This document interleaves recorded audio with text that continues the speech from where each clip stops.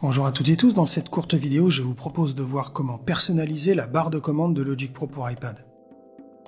Alors, pour celles et ceux qui n'auraient pas encore vu ma vidéo concernant la présentation de l'interface de cette application, sachez qu'il s'agit de la partie haute de Logic Pro pour iPad.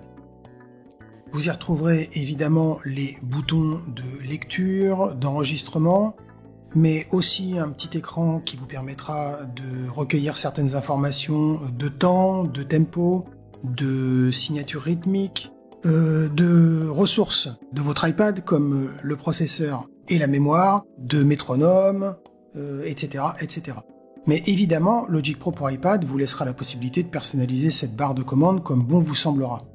Alors pour cela, il suffira de vous rendre juste ici, puis de sélectionner l'option « Personnaliser la barre de commande ».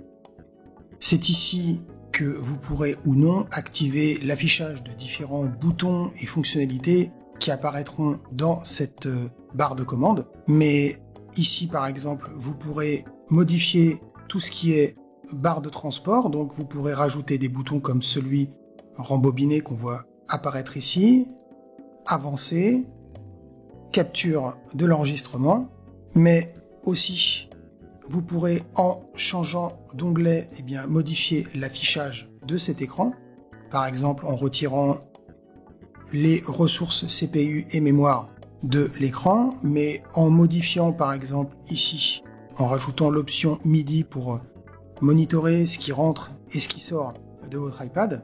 Vous pourrez également, ici en cliquant sur l'onglet Mode, rajouter des fonctionnalités supplémentaires, comme par exemple le monitoring de faible latence, mais aussi un autre outil tel que l'accordeur qui, une fois positionné sur une piste audio, en cliquant dessus, vous pourrez ici avoir un accordeur qui vous permettra par exemple d'accorder votre guitare.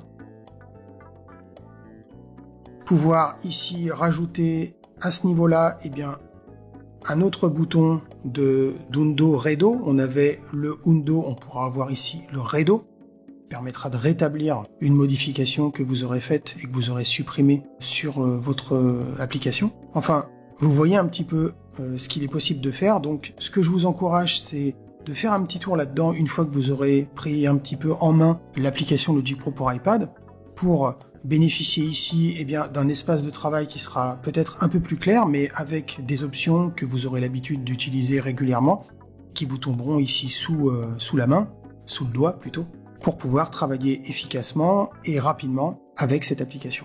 Voilà pour ce petit tuto, j'espère qu'il vous aura plu et je vous dis à très bientôt pour un nouveau tuto.